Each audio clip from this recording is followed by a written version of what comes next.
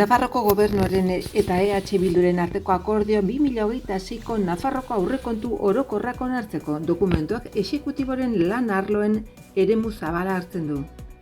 Nafarroko lehendakariak estatuak Nafarroko abiadura handiko trenarekin duen konpromiso eta jarraipena baloratu ditu.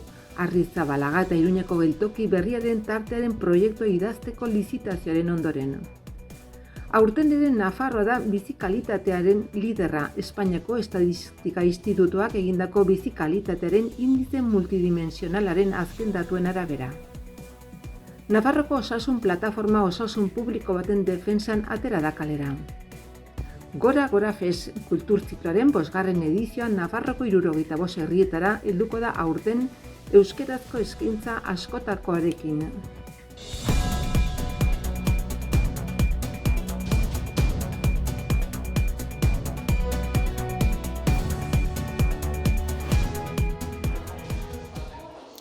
...2026ko Nafarroko aurrekontu orokorren proiektua ezohiko gobernu bilkuran onartu ondoren, foru gobernuak eta EH Bildu Nafarroa talde parlamentarioak akordio bat sinatu dute.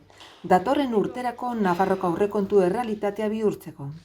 Lortutako adostasuna Jose Luis Arasti Ekonomia eta Ogasun Kontseilariaren hitzetan, bien artean partekatutako lehentasunen adierazpena da.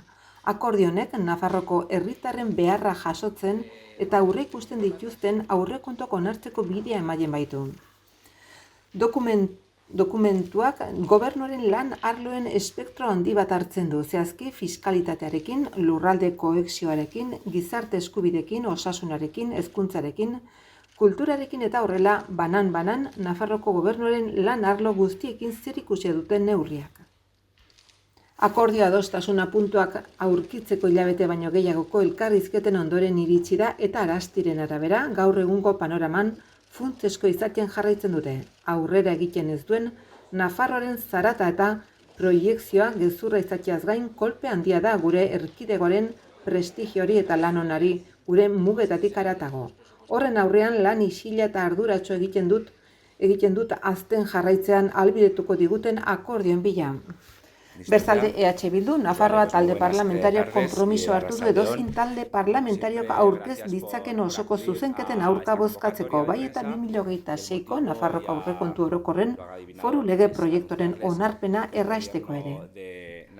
Aurreko urtetan bezala Nafarroko gobernuak eta EH Bildu, Nafarroa talde parlamentarioak akordioaren jarraipena batzorde bat eratzea erabaki dute, hartutako konpromisoak ezartzeko eta martxan jartzeko prozesua jarraitu ahal izateko.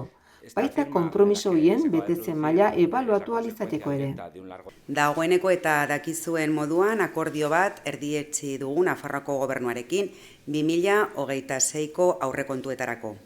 Sinatu dugun akordio honen bidez, Euskal Herria Bildu Nafarroa talde parlamentarioak konpromisoa hartu du 2026ko Nafarroako aurrekontuen lege proiektuak aurrera egin dezan ahalbidetzeko gure taldearen abstentzioarekin. Aurrekoetan nabarmendu dugun bezala lehenik eta behin akordio honen balio politikoa azpimarratu nahi dugu, izan ere beste behin lortu dugu Nafarroaren eta Nafarren interesak erdigunean kokatu eta horien araberako lehentasun garrantzitsuak indar politiko desberdinen artean adostea. Eta aurrekoetan adierazi dugun moduan, oraingoan ere esan nahi dugu hauek ez direla Euskal Herria Bilduren aurrekontuak, baina ekarpen aipagarria egitea lortu dugu eremu estrategikoetan. Hau da, errazak izan ez diren negoziazio batzuen ondoren, aurrekontuetan hobekuntzak egin ahal izan ditugu beti lehentasun argi bati jarraiki. Jendartearen bizi baldintzak hobetzea.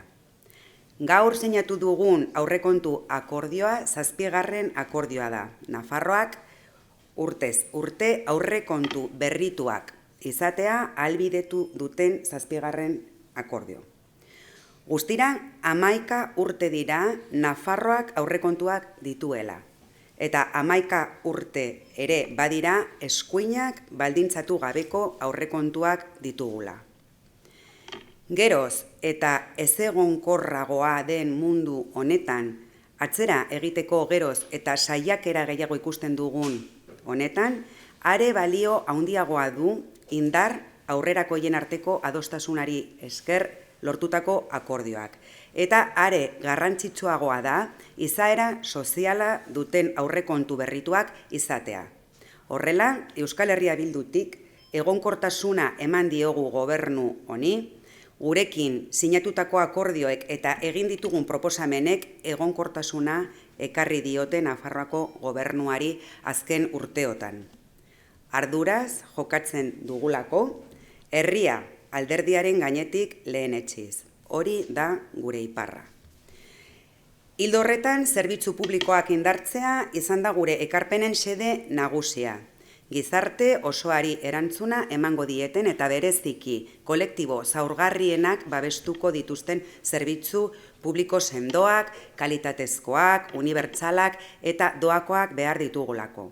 Gehiengo sozialen beharrak asetzen dituztenak.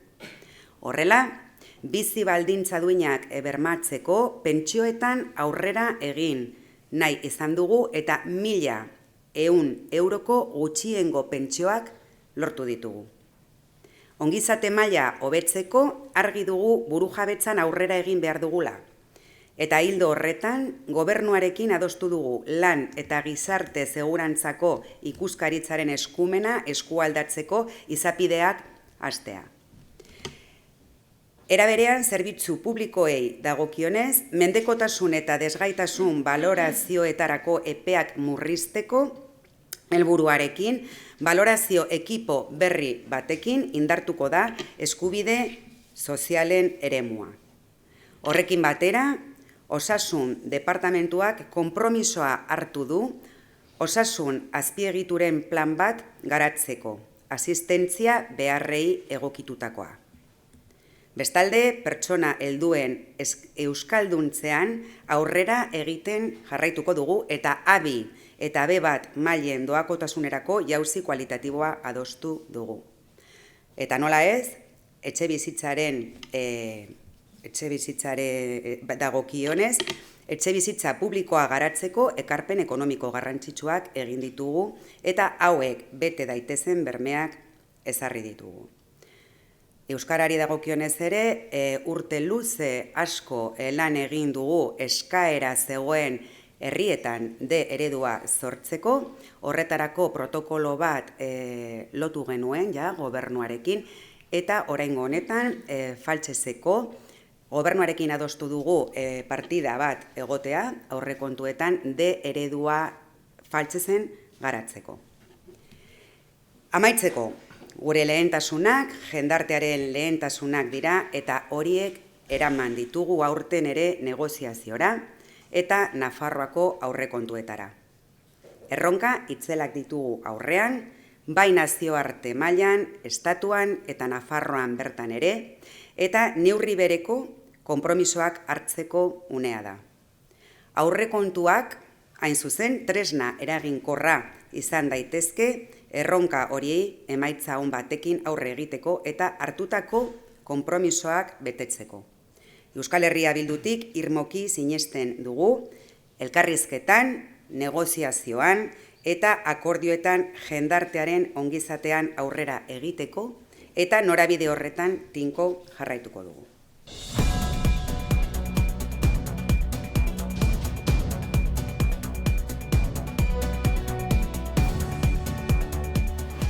Oskar Txibite Lurralde Kohesiorako Kontseilaria Jose Antonio Santano garraio eta mugikortasun estatu idazkariarekin Pedro Marco de la Peña trenbide azpiegituren administratzailearen Adifeko presidentearekin eta Alicia Etxeberria Espainiako Gobernuak Nafarroa duen ordezkariarekin izan dira katedraleko tunelaren kalean, Zaragoza eta Iruña arteko abiadura handiko trenbideren barruan, zehazki Tafalla Arrizabalaga azpitartean.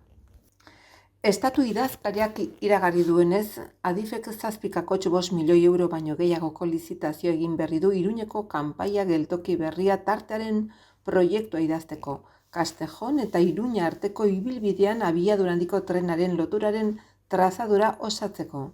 Kontratuak Iruñeko abiadura handiko geltokiaren ezarpena eta obra zibila zehaztu beharko ditu, baita Kanpanas eta Geltoki Berriaren arteko tren azpiegitura ere. 13,2 kilometrotan zehar. Katedraleko tunela Pueyo udalerrian dago eta Castejon eta Iruña arteko abiadura handiko linearen luzenetakoa da. Bide bakoitzerako egingo da 110 metro karratuko sekzio librearekin eta 633 metroko luzera izango du guztira, mehatze tunelaren tartea eta sarrerako eta irterako tunel falsoak barne.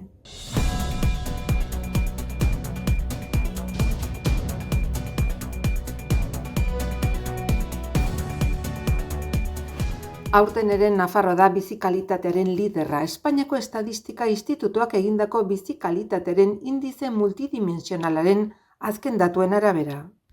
Gogoan izan behar da bizikalitatearen indize multidimensionalak funtsezko 9 dimentsiotan ebaluatzen duela bizikalitatea. Nafarroa da horietako 4. liderra. Bizitzaren esperientzia orokorra, ingurunea eta ingurumena, aisia eta gizarte harremanak eta osasuna kategorietan lehen postuan baitago. Gainera Foru Komunitatea 2. postuan dago hezkuntzaren eta lanaren dimentsioetan eta 5. postuan dago bizi baldintza materialetan. Emaitza horiek Nafarroko herritarrek eguneroko bizitzako hainbat alderditan dute oreka eta ongizate orokorra azpimarratzen duten. Hobekuntza margena handiena duten arloak gobernantza eta oinarrizko eskubideak eta segurtasun fisikoa eta pertsonala dira. Alderdi horiek aurrera egiten jarraitzeko eta biztanleriaren ongizatea are gehiago indartzeko aukerak eskaintzen dituzte, Nafarroaren lidergo sendotzeko bizikalitatearen eremu guztietan.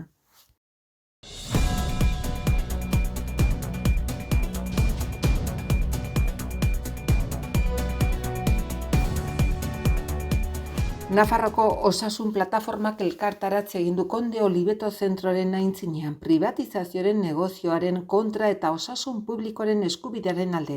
Izan ere, plataformako kidek privatizazioa geldiarazi eta privatizatuakoa berreskuratzea lehen mailako arreta sustatzea eta herritarren irisgarritasuna bermatzea. Ospital publikoak bete-betean erabiltzea itxaron zerrenda murrizteko, osasun langileentzako lan baldintza duinak, sistema publikoko profesionalei dedikazio esklusibo eskatzea, farmazia laborategien eta industria teknologikoaren boterea mugatzea, multinazionalen eskuak osasun gastu publikoaz jabetzeko eta osasun publiko eta parte hartze soziala sustatzea exigitzen dituzte.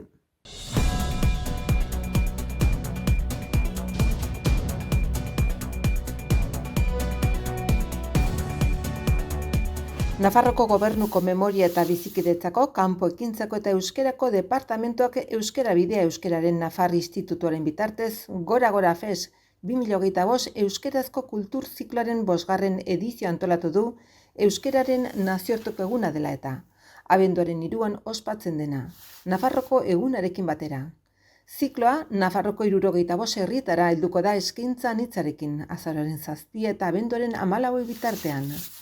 Prentsaurrekoan aurkeztu duten Nafarroko Gobernuko lehendakari orde eta Memoria eta Bizikidetza Kanpo Ekintzako eta Euskerako Kontseilaria Ana Ollok eta Euskera Bideko zuzendari kudeatzailea den Javier Arakamak. Kultura ziklo honetan Euskara Bideak 61.000 euroko inbertsioa egin du eta euskarazko 10 ikuskizun programatu dira.